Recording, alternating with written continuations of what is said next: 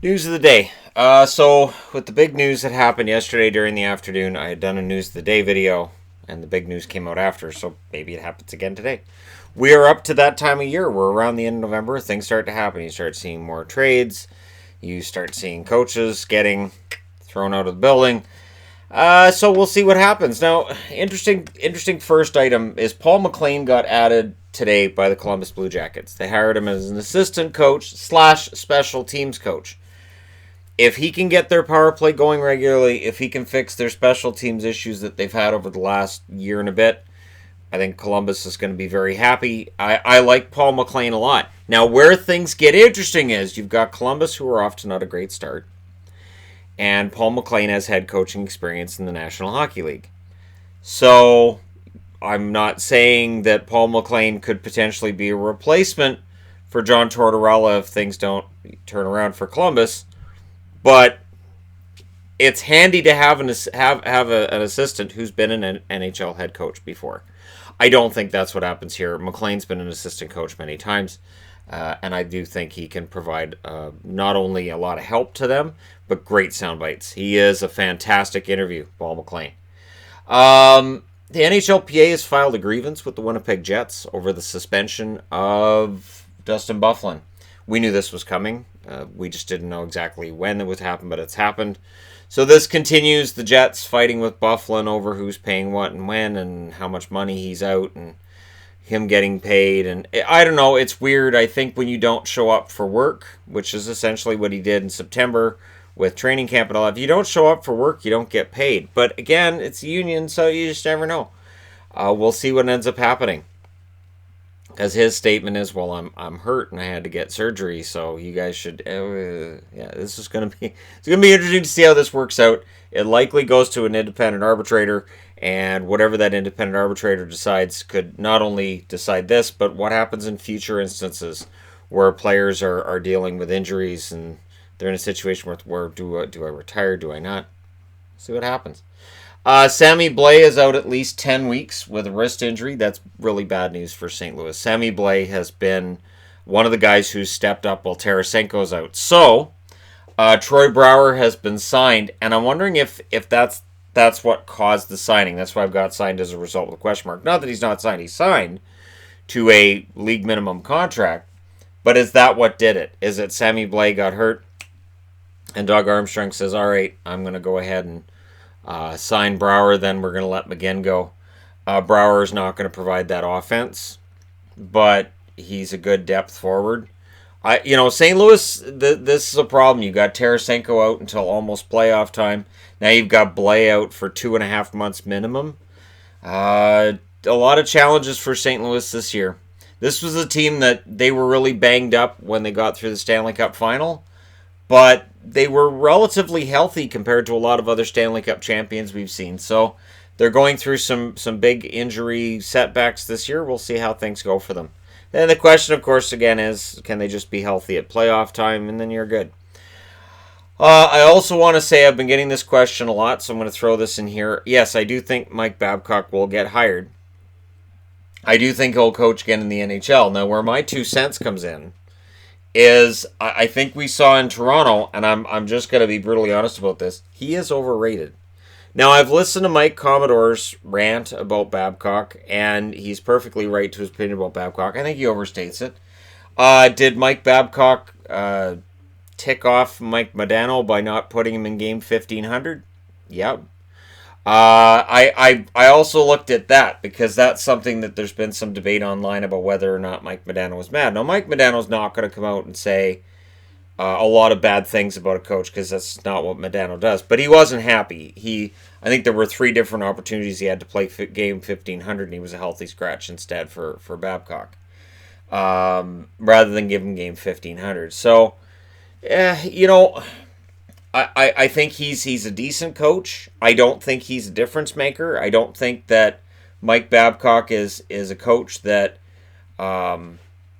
necessarily turns a team around. But that being said, somebody will give him a job.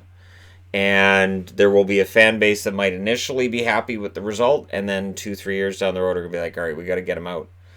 He has definitely made his share of, I'm not going to say enemies, but there are a lot of players that aren't necessarily happy with the way that they were coached by him. It'll be very interesting to see how things work out in Toronto with a new coach. So yes, I do think he'll coach again.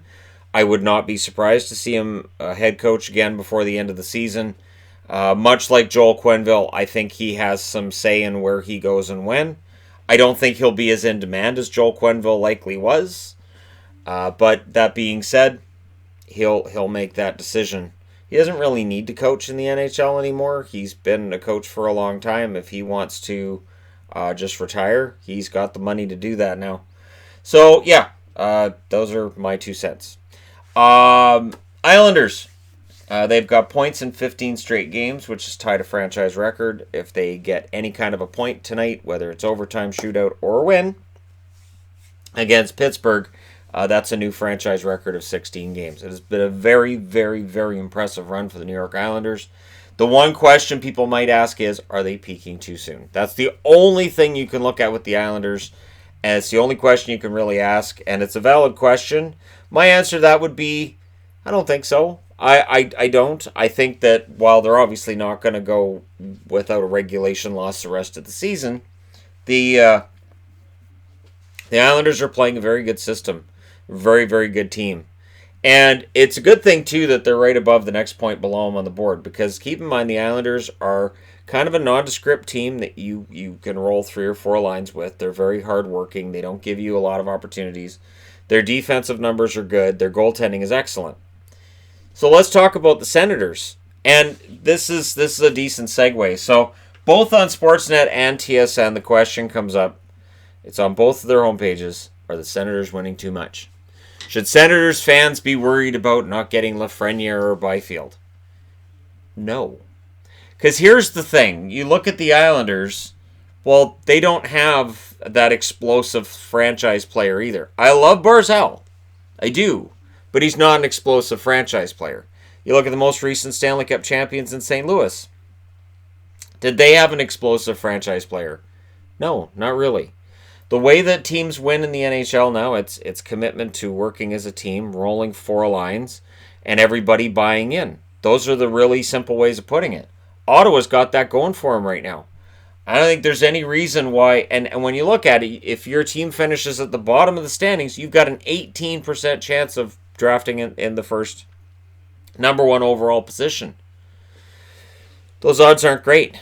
And you've got about a 50% chance of drafting 4th. Honestly, I don't think that you can win too much when you're supposed to be tanking. And so the Senators, they're in pretty good shape right now. Of course, they're 1 point back of Toronto with a game in hand, so there's that discussion that's going on as well.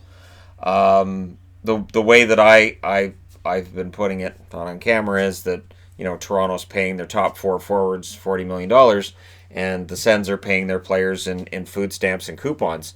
So, the fact that the Senators are anywhere near anybody right now is remarkable, because going into this season, we were talking about how they weren't paying anybody money, and this roster was not really cap compliant when you look at the long-term injury reserve and all that stuff. But here we are. Here we are, and the Ottawa Senators are relevant, and the hard work's fantastic, so no, they're not winning too much. You can't. You can't just get mad about a team winning. That's just not right. Anyways, I would say enjoy the ride. It will eventually go off the rails a little bit for Ottawa. You will see them go through their losing streaks. But Smith, honestly, here's the thing. So when Smith left the Leafs to go to the Senators, it was, oh yeah, DJ Smith, he can go. He's been running the defense for Toronto. He sucks. He's still got a job. Babcock's gone. These guys in Ottawa, they work hard. They play well defensively.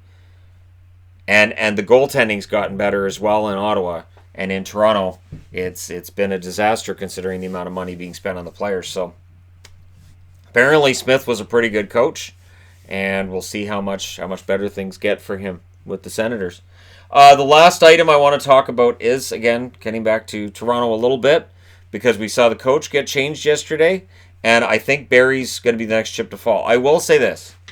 Kyle Dubas would be highly unlikely to do anything with Tyson Barrie while bringing in a brand new coach. So you're not going to bring in Sheldon Keefe and go, all right, you're here, welcome to the team. Oh, I just traded Tyson Barrie out before you got here. So Barrie, I think, is going to get, I'll say 3 weeks, maybe even a month, to work within Keefe's systems and show the improvement that they're going to be looking for.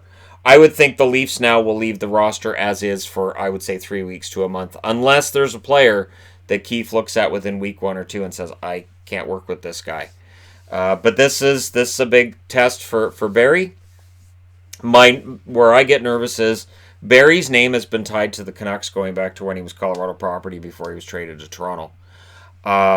If Jim Benning decides that Barrie is still worth $8 million a year, which was the rumor that they were willing to give him an offer of 8 years at $64 million, I'm gonna have to reevaluate things if the Canucks actually made that move, because Barrie has absolutely driven his value down this year, and there has been talk about that as well. I know on the talk shows, and again, we get a lot of Toronto talk up here, that Barrie may very well be concerned that his free agent status at the end of this year, he's going to have a hard time demanding big money with the year he's having.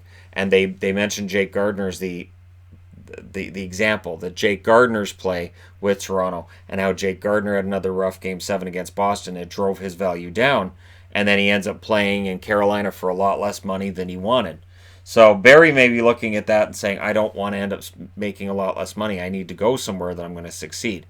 Where the Leafs can now sell him is they can say, you know what, we got a new coach coming in. We're going to give this a shot, and maybe Barrie turns it around. It's an interesting situation. I know very, very often I will agree with you fine people that there's too much Toronto news, but right now it's warranted. It's warranted when a team is underperforming, and there are players on said team underperforming, and we just got a brand new coach, so they're going to be one to watch. Let me know your thoughts in the comment section below as always. Don't forget to hit like and subscribe if you're browsing your way through. You just happened upon this video. Thank you guys so much for watching, for your time, your attention, and your support. And again, thank you to Ben Holmes and Ben Hugenband for supporting me on Patreon. Yes, that Ben H, Ben Hugenband, for your support on Patreon. And for helping this channel achieve all of its many goals over the last few years. Patreon's been a big part of that. So thank you guys for that. And thank you guys again for watching. I will likely be talking to you again soon. I don't want to rule out there's going to be more news that's worthy of talking about, because we're going to see some big trades.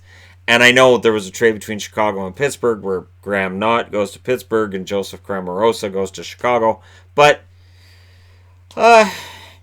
it's a really minor deal, and I don't think that really moves the needle in any manner. But who knows? Maybe 6 months from now we're talking about how Graham Knott came up and had an amazing run for Pittsburgh, and I was wrong. Thank you guys so much. I will talk to you again soon.